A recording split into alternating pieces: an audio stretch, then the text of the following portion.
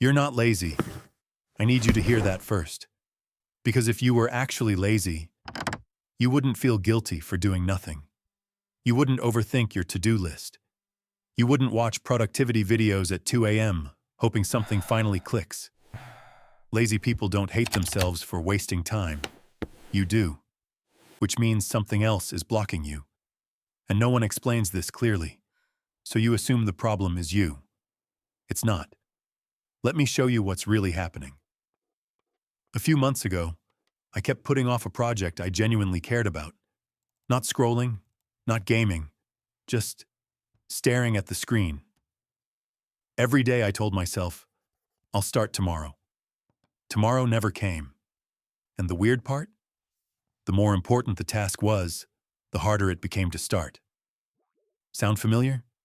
Good, because that's the clue. Here's the truth nobody tells you. You don't fail to start because you're lazy.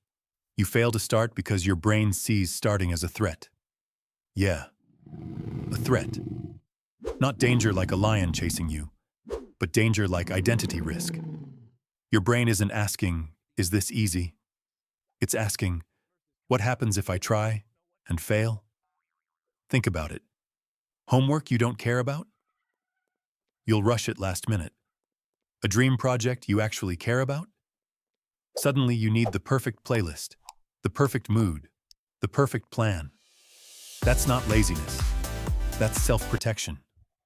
Your brain is trying to protect your identity. Because once you start, you're exposed. Your work can be judged. Your effort can be wasted. Your self-image can take a hit. So instead, your brain offers you a deal. Avoid pain. Let's not start and avoid pain. Here's the scary part, and stay with me. Procrastination isn't a time problem. It's an emotional regulation problem. When a task triggers anxiety, doubt, or pressure, your brain looks for fast relief, not long-term success. Fast relief. That's why you suddenly feel the urge to check your phone.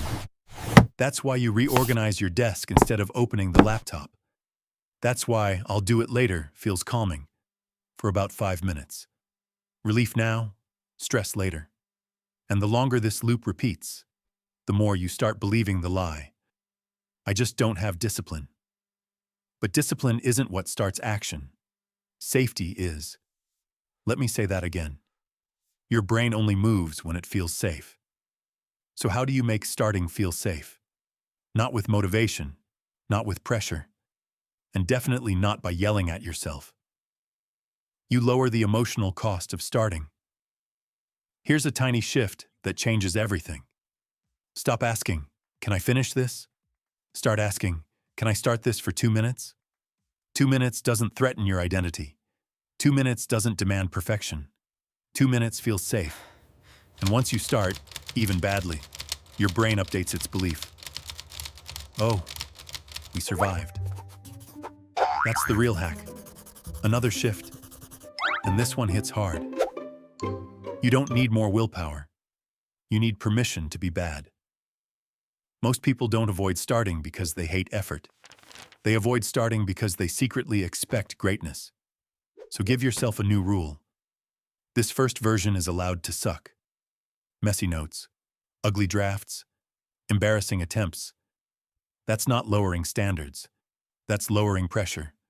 Because pressure kills action faster than laziness ever could. And if you're a student, or a creator, or someone trying to build something online, listen closely. Consistency doesn't come from hype. It comes from trust. Trust that starting won't emotionally punish you. One more thing before we wrap this up. The reason this feels like a personal flaw is because nobody taught you how the brain actually works. You were told to just try harder. So when that failed, you blamed yourself. But now you know the truth. You're not broken. You're not lazy. You're just protecting yourself the only way your brain knows how. So tonight, don't plan a perfect comeback. Don't redesign your whole life. Just pick one thing. Set a 2-minute timer. And start badly. That's it. Because once you start feeling safe with action, momentum takes care of the rest. Try this tonight. No pressure, no perfection, just movement. And if this hit home, stick around. We're not here to grind ourselves into burnout. We're here to build systems that actually work. Let's level up together.